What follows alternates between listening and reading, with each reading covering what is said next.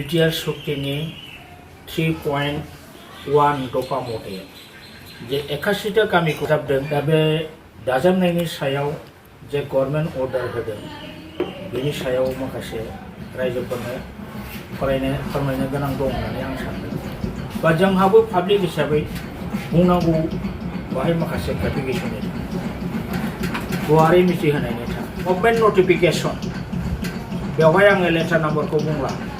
दिसपुरनि 5 जुन 1 तारिख जुनाव 2025 order by the governor notification मोनसे नटिफिकेसन आरो गवर्नर। दा बेवहाय बे मथे आगोलावनो नटिफिकेसन होगानाय मोनथाम गवर्नर नटिफिकेसन फैदों। 31/12/2022 नि नटिफिकेसन आरो बेनिफ्राय 6/11/2023 नि नटिफिकेसन आरो 21/9/2024 नि नटिफिकेसन। बे मोनथाम नटिफिकेसननि दारै बाउन्डारि कमिसननि रिपर्टखौ बेस खालामनानै बिथांमोनहा बिटिआर एग्रिमेन्टनि 3.1 दफा मथे 81टा गामिखौ बिटिसिजों सोसनदेरबाय। दा बे सोसनदेरनायखौ आङो डाटाखौ एसे सायख'नानै ओरैबायदि मोनदों।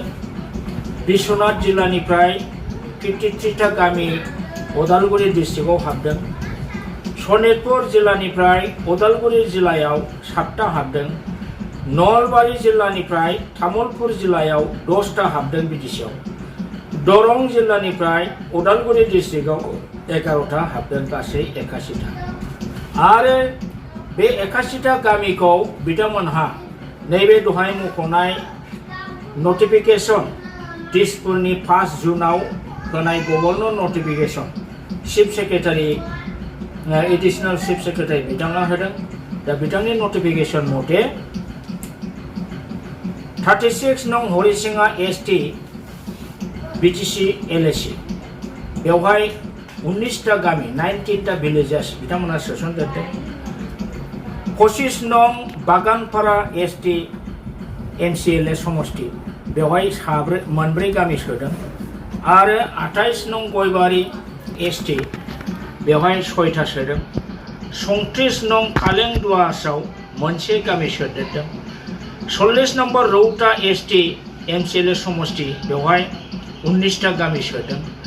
37 धोनस्री ST 37 नं धोनस्री ST कन्स्टिट्युएन्सि बेवहाय 29टा गामि सोदेरदों।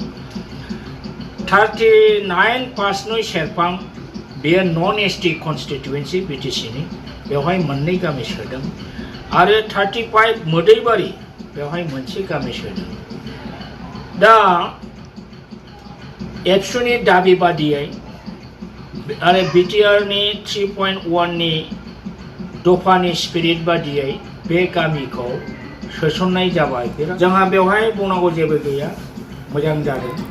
नाथाय बुंनांगौआ बेल'नो जादों। दा बे हिसाबै 3.1 दफा मथे एबसुनि दाबिनायाव दिपेन बर' बिथांनि नाजानायाव 81टा गामिया हाबबाय। बेखौ जों बरायो, मोजां बाथ्रा जादों। नाथाय बेखिनियावनो खोथाया जोबनानै थाङाखै। बेवहाय माखासे बाथ्रा दङ जायखौ जोङो साननो गोनां जायो। दिनै बे गामिफोरा खुन बिश्वनाथनि 53टा गामिया दा उदालगुरियाव फैबाय। आरो नोङो सनितपुरनिफ्राय 7टा गामि फैबाय। नलबारि दरंआथ' खाथि जाबाय दे, जेन'बा नोङो तामुलपुराव हाबदों, उदालगुरियाव हाबदों।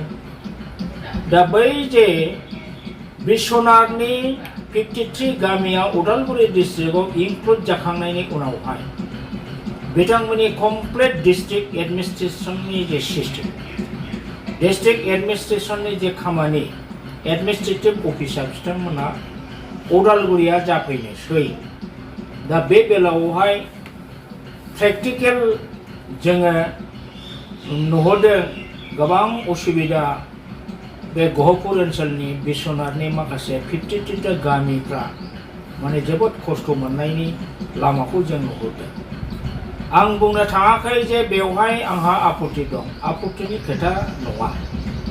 खोथाया जाहैदों उदालगुरियाव डिस्ट्रिक्ट हेडक्वार्टार जानाय लोगो लोगो गावसिनि हजोंनि गोबां जेंनाखौ लानानै बिथांमोनहा उदालगुरियाव फैनांसिगोन बेसेबांबा गोजान जार्नि more than 100 किल'मिटार बिथांमोनहा जार्नि खालामनानै उदालगुरियाव अफिस गाफैनांनो हासिगोन दा ओरैबायदि मोनसे जाहैबाय हमनानै लादो जे बिश्वनाथनि बबेबा मोनसे गामियाव सासे मार्डार केस जाबाय मोनसे मार्डार केस जायोबा बेनि मार्डार केसखौ डेड बडि बोखांनाय बेखौ पस्टमर्टेम खालामनाय पस्टमर्टेमनि रिपर्ट लिरनाय बे खामानिखौ सोर मावगोन बे डेड बडि बोखांनाय पस्टमर्टेम खालामनाय बेथ' डिस्ट्रिक्ट मेजिस्ट्रेट एबा डिस्ट्रिक्ट कमिशनारसो खालामो अब्ला बै बिश्वनाथनि बै गामिनि मानसिफ्रा उदालगुरियाव रिपर्ट होफैनांगोन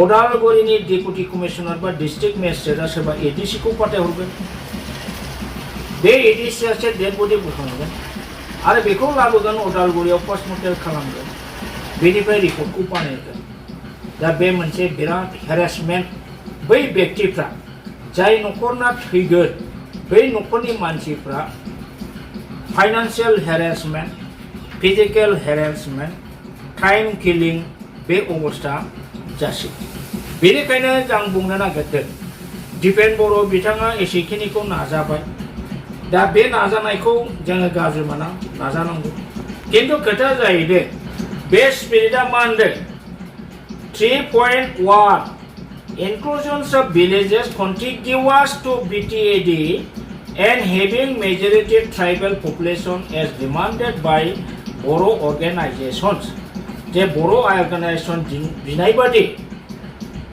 जायफोर गामिया BTAD नि contiguous माने फारि फारियै नांलांबाय थानाय लाम नांलांबाय थानाय जायफोर गामिया मेजरिटी ट्राइबल पिपल बा बर' पिपल दङ बे गामिखौ सोसनदेरनाय जागोन दा कुइसना बेहाय फैदों दिपेन बर'नि डिमान्ड मथे एप्लिकेशन मथे दा जे 81टा गामि हाबबाय बै डिस्ट्रिक्टफोरनिफ्राय बिश्वनाथ सनितपुर नलबारि दरं डिस्ट्रिक्टनिफ्राय दा बे भिलेजफ्रा सोसनजानाय 81टा गामिया 81 भिलेजफ्रा कन्टिगिउवास नंगौना नङा आबाय सन्देह जादों रायजोफोर कन्टिगिउवास नङाब्ला बियो जुदि सेटेलाइट टाइप जायोबा बेवहाय जोंहा बिराद खहा दङ मा खहा दङ कन्टिगिउवास जुदि जायाब्ला